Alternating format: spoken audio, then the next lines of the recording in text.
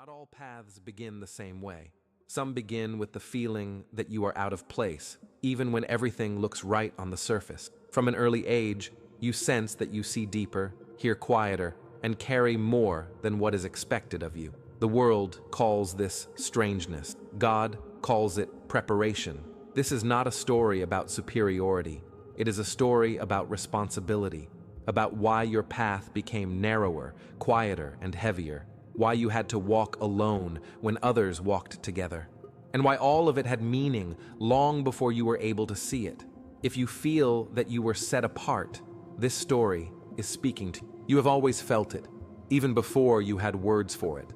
A subtle difference, a quiet tension between you and the world, as if life spoke one language to everyone else and another, stranger, deeper, heavier to you alone. You tried to ignore it once. You tried to blend in, to flatten yourself to the rhythm of the crowd, to laugh where others laughed and want what they wanted. But something in you resisted, not loudly, not rebelliously, just enough to make you feel out of place. This is where your story truly begins. Not on a mountain, not in a temple, not with thunder or fire, but in that persistent feeling that you were not made for sameness. That feeling was not arrogance, it was not imagination, and it was not loneliness by accident. It was a mark, quiet, invisible, but intentional. God does not separate without purpose. From the very beginning, separation has been His language. Light from darkness, land from sea, silence from sound. Calling does not emerge from chaos, it emerges from distinction. And long before you questioned yourself, long before others misunderstood you, that distinction had already been placed upon you. You were set apart before you were aware of it. That is why your path has never looked ordinary, why comfort never held you for long, why ease felt suspicious, and success, when it came too easily, felt hollow. God was not punishing you. He was protecting the shape of what He put inside you. A vessel meant for weight cannot be treated like a cup meant for decoration. You may have asked, why me? But heaven asked a different question. Who else could carry this?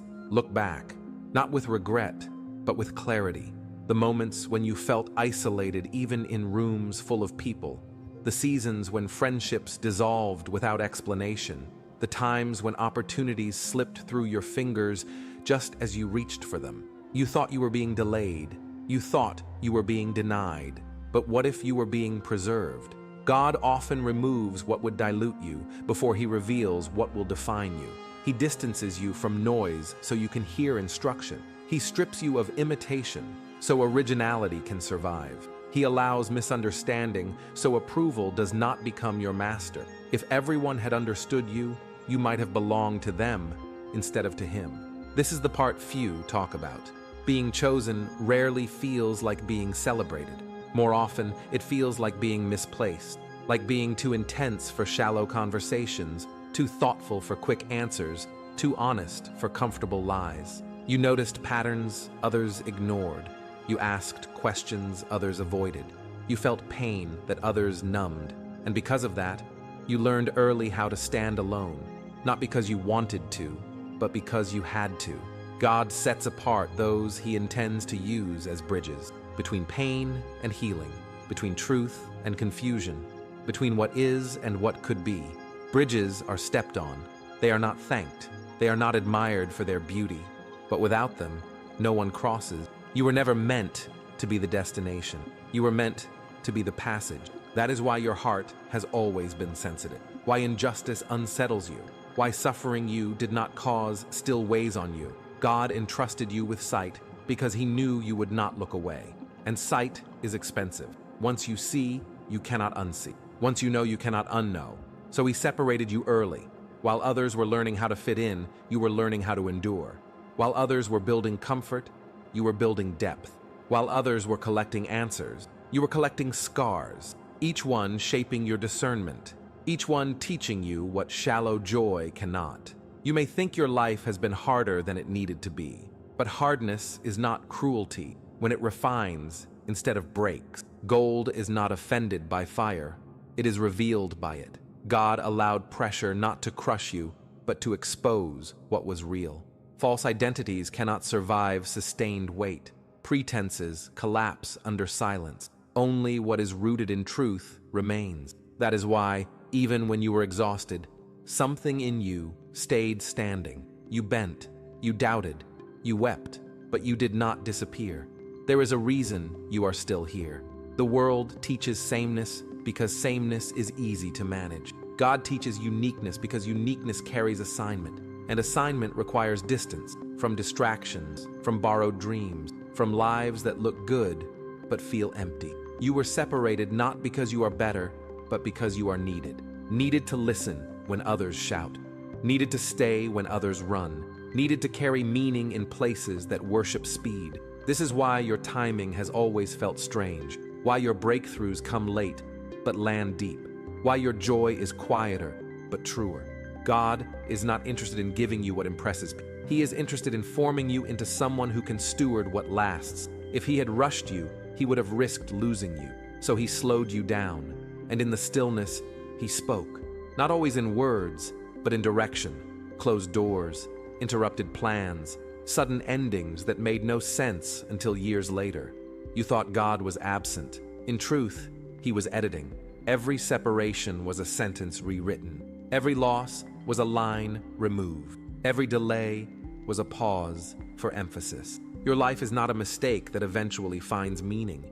It is a meaning that requires patience to read. You were set apart because your voice would one day carry weight, and weight requires silence beforehand. Noise cheapens truth. God guarded your message by guarding your environment, even when you resisted it, even when you begged for normal. Normal would have cost you your depth. So if you are wondering now why you feel different, why you cannot settle, why you sense there is more but cannot yet touch it, this is your answer. You were marked before you were ready, separated before you were confident, prepared before you were informed. God did not explain himself to you because explanation would have invited fear. Instead, he invited trust, and trust is built not through clarity, but through survival. You survived what should have hardened you. You remained soft where others became sharp. You kept faith when logic failed. That is not an accident. That is training. This is only the beginning of understanding why you were set apart. The story does not move forward with applause. It moves forward with alignment. And alignment always begins with recognition. Now you know this much. Your difference is not a flaw. Your loneliness was not wasted. Your delays were not denials. They were the opening lines of a calling that cannot be rushed. Once you recognize that you were set apart, something shifts inside you. Not relief, at least not yet, but gravity. Understanding brings weight. You begin to see your life not as a series of random events, but as a deliberate construction. And that realization is unsettling because it removes one comforting illusion, that your struggles were meaningless. They were not. Awareness is often the heaviest burden God gives first, before strength, before clarity, before peace. Because awareness changes how you move through the world. You can no longer drift. You can no longer pretend. You can no longer numb yourself without consequence. This is why, after recognition, rest rarely comes immediately. You start noticing how deeply you feel things. Words linger longer in you than in others. Atmospheres affect you. Silence speaks. You read between lines instinctively, sensing motives, wounds, truths people themselves cannot articulate. You try to explain this to others, but language fails. They hear what you say, not what you perceive. And so, again, you feel separate. God gives awareness to those he trusts with responsibility, because awareness is not a gift for comfort. It is a tool for discernment. To see clearly in a blurred world is not pleasant. It means you are exposed to contradictions others live inside of peacefully. You see hypocrisy where others see normality. You sense danger where others sense excitement. You feel emptiness in places others call success, and that makes you inconvenient. You begin to realize that fitting in would require you to lie, to yourself first, and then to everyone else. So you hesitate, you pull back, you observe. Some call you distant, some call you cold, some say you overthink, but the truth is simpler. You are awake. Awake people cannot live shallow lives. God separated you because your awareness would have suffocated in an environment built on distraction. You were never meant to survive on noise. Your soul requires meaning the way lungs require air. Without it, you ache. Without it, you wander. Without it, you grow restless in ways sleep cannot fix. This is why escapism never worked for you for long. Temporary pleasures left you emptier than before. Achievement without purpose tasted bland. Relationships without depth drained you. You tried to adopt the world's coping mechanisms, but they did not fit your design. They dulled others. They wounded you. Because what numbs the surface often poisons the deep. God did not allow you to remain unaware because unawareness would have made you manageable, but also forgettable. And you were not created to be forgotten. You were created to remember, to carry truths others lose, to hold memory where others discard it.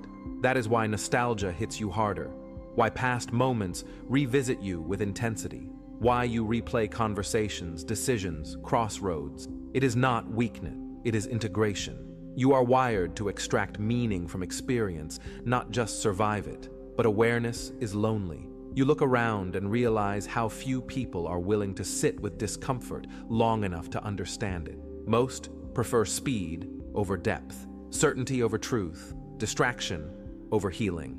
And you, without choosing it, became allergic to pretending. God knew this would isolate you. He knew awareness would make casual friendships difficult, that it would make small talk exhausting, that it would place you in the strange position of being surrounded, yet unseen. But he also knew something else. Awareness is the foundation of wisdom, and wisdom requires time alone. Before God uses a person publicly, he often teaches them privately, in the quiet, in confusion, in unanswered questions. You thought you were being ignored, but you were being educated, not through lectures, but through lived experience. Pain became a language you understood fluently. Loss became a teacher. Waiting became familiar. You learned how to sit with unanswered prayers without abandoning faith. That alone sets you apart. Many believe until belief costs them comfort. You believed while it cost you certainty. That kind of belief changes you. You stopped asking for easy answers. You stopped demanding explanation. Instead, you started listening for patterns, for direction, for resonance. You learned to trust alignment over logic, peace over applause, depth over speed. And slowly, without realizing it, you became discerning. Discerning people are dangerous, not to others, but to systems built on illusion. They cannot be manipulated easily. They do not chase every opportunity. They sense when something is misaligned, even if it looks good on the surface. That is why the world often sidelines them. But God does not. He sets them aside until the right moment. You may have noticed how often your life felt like preparation without context, skills developed without application, insights gained without outlet, strength built without immediate use. That frustration was intentional. God was teaching you to carry capacity without entitlement, because entitlement ruins calling. If he had revealed everything too early, you might have tried to control it, to market it, to rush it. Instead, he taught you restraint, to hold potential without demanding recognition, to know your worth without proving it. That is rare. This awareness also made you more compassionate. You see behind behaviors. You recognize pain disguised as arrogance, fear masked as anger, emptiness hidden behind charm. You do not excuse harm, but you understand its origin, and understanding tempers judgment. That is why you struggle to hate fully. Even when wronged, something in you looks for meaning instead of revenge. That does not make you weak. It makes you trustworthy. God entrusts awareness to those who will not weaponize it. Still, there are days you wish you could turn it off. Days you envy simplicity. Days you wish you could want what everyone else wants without questioning. Days you wish ignorance felt safe, but it doesn't. Not anymore.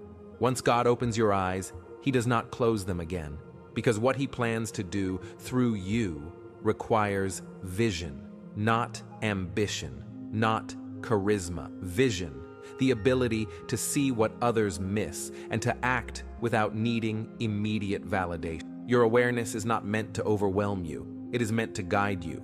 But first, it had to mature. Untamed awareness becomes anxiety. Refined awareness becomes wisdom. That refinement takes time. So if you feel heavy lately, not sad, not hopeless, just aware, this is not a sign you are failing. It is a sign you are transitioning from confusion to clarity, from reaction to intention, from survival to alignment. God is not increasing your burden, He is increasing your capacity. And capacity always feels like pressure before it feels like purpose. There comes a point when awareness is no longer the hardest part. Isolation is. Not the dramatic kind, not abandonment or rejection in obvious forms, but the slow, quiet narrowing of your world. Fewer people call. Fewer invitations feel right to accept. Conversations feel repetitive, even when they are friendly. You begin to crave solitude, not because you hate people, but because too much interaction dilutes you. This is not depression. This is discipline. God isolates those He is reshaping.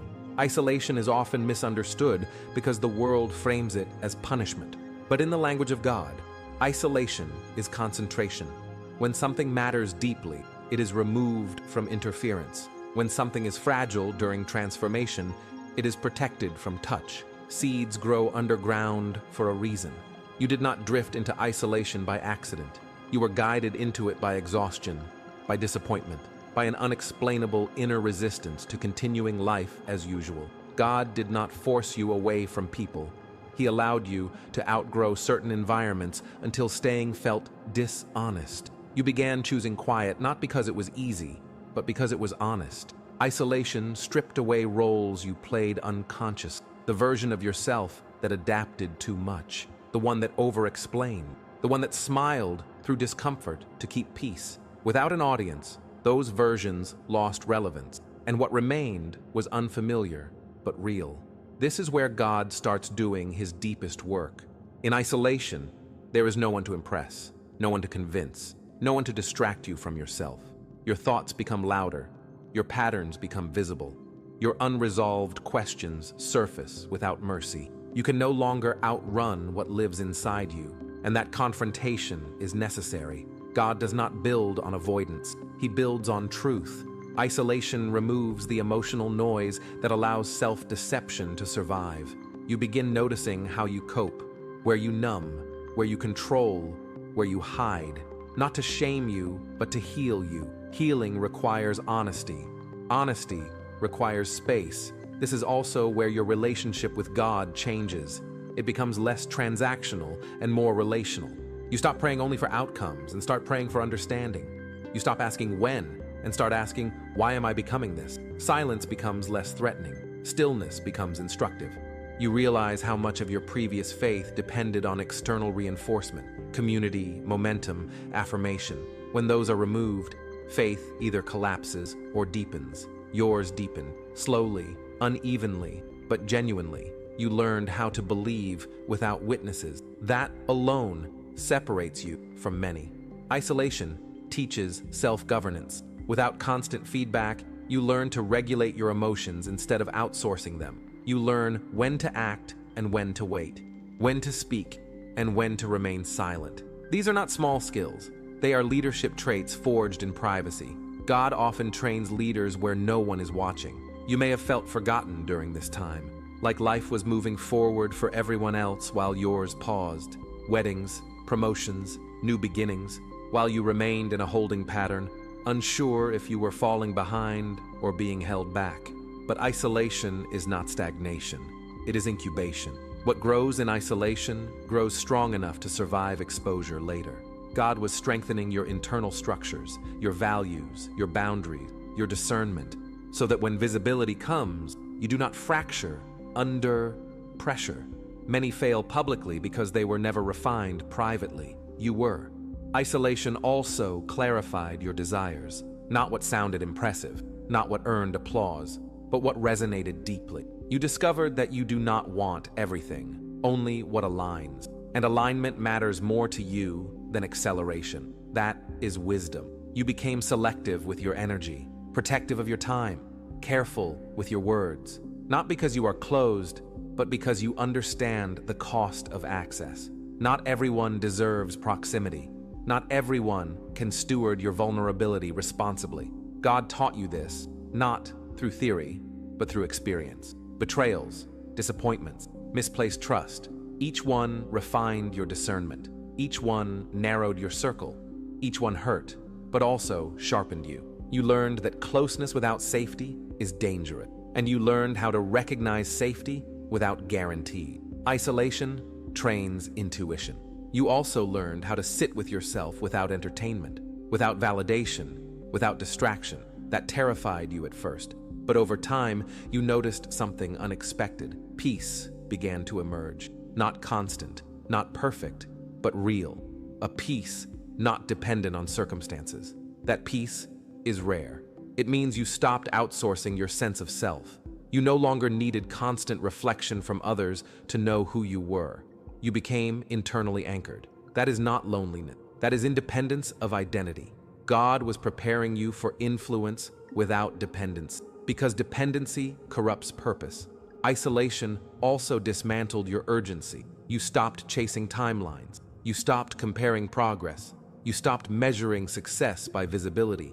You learned that readiness matters more than speed, that depth matters more than reach. You learned how to wait without rotting. That is not passive. That is disciplined restraint. You may not have noticed it, but your standards changed. You became less tolerant of misalignment, less willing to compromise your values for convenience, less impressed by surface-level charisma, more drawn to integrity, even when it is quiet. Isolation purified your taste. God often isolates those whose standards he intends to raise. You cannot develop clarity while constantly negotiating your boundaries. So he removed the negotiation. You were not abandoned. You were being stabilized. And now, something else is happening. The isolation that once felt heavy is beginning to feel complete. Not because you are suddenly surrounded, but because you are no longer empty. You have something solid inside you now. Something formed. Something coherent. Isolation has done its work. You are no longer afraid of being alone, but you are also no longer meant to stay there. God never isolates permanently. He isolates purposefully. And when the purpose is fulfilled, reintroduction begins. But not to the same life, not to the same dynamics, not to the same version of you. You will return with boundaries, with discernment, with depth, with restraint, with clarity. And that will confuse people who remember the old you. Let them be confused. You were not isolated to be understood. You were isolated to be prepared.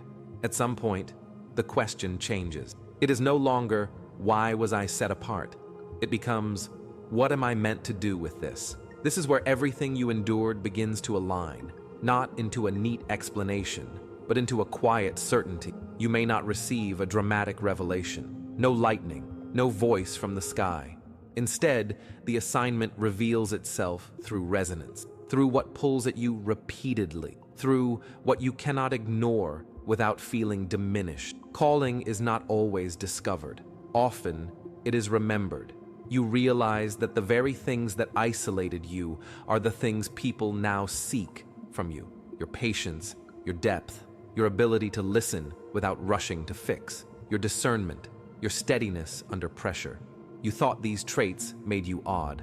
God was shaping them into instruments. You were not set apart to be admired. You were set apart to serve in a way few can. This is the final and hardest truth. Being chosen is not about elevation. It is about responsibility.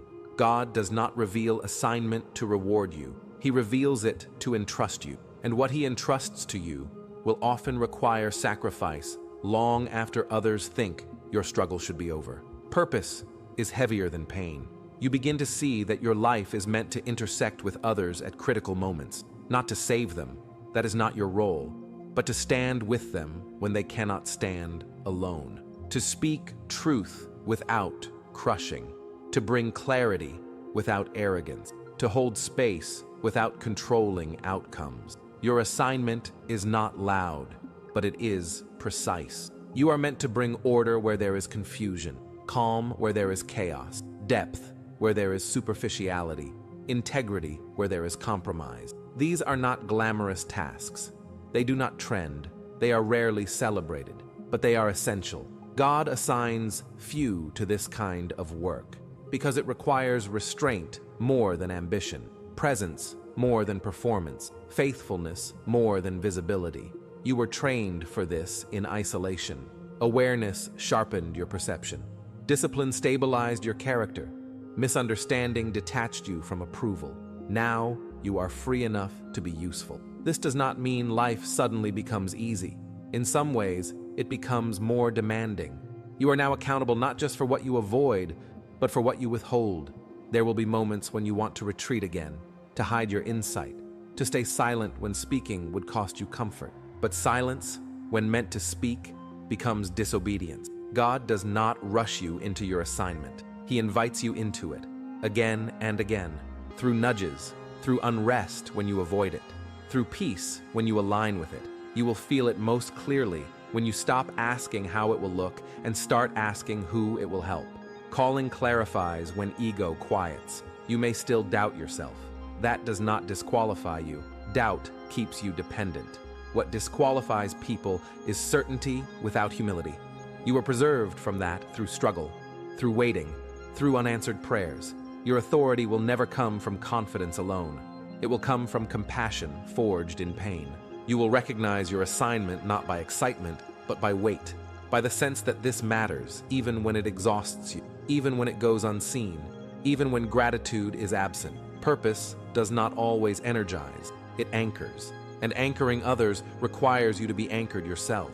That is why God delayed you, why He isolated you, why He misunderstood you. He was not testing your endurance. He was building your capacity. Capacity to carry stories without exploiting them. Capacity to lead without dominating. Capacity to influence without losing yourself. You were never meant to replicate someone else's path. Your assignment cannot be copied because it flows from who you are, not what you do. It will express itself differently across seasons, but the core will remain the same. You are meant to bring alignment where things drift. This is why your conscience is sensitive, why compromise unsettles you, why half-truths feel heavy. God entrusted you with an internal compass, not to judge others, but to navigate faithfully. And navigation is only needed when terrain is difficult. Do not expect universal support. Chosen paths are rarely crowded. Some will misunderstand your motives. Some will project their fear onto your restraint. Some will benefit from your steadiness without acknowledging its cost. That is part of the assignment, too. You are not responsible for how your obedience is received, only for whether it is given. God does not ask you to convince. He asks you to be consistent. Impact will follow integrity, even if recognition does not. And here is the final truth you must accept. Being set apart is not something you graduate from. It is something you steward. There will be seasons of closeness and seasons of distance, seasons of clarity and seasons of silence, seasons where your assignment is obvious and seasons where it feels dormant. Do not panic during the quiet. Dormancy is not absence. It is preservation between uses. God does not discard what He refines. You are not late. You are not behind. You are not forgotten. You are exactly where someone like you needs to be to do the work you were shaped for. So walk forward, not loudly, not apologetically, but faithfully. Let your life speak where words fail. Let your steadiness be your testimony. Let your depth be your offering. You were set apart not to escape the world, but to serve it without becoming it. That is the assignment.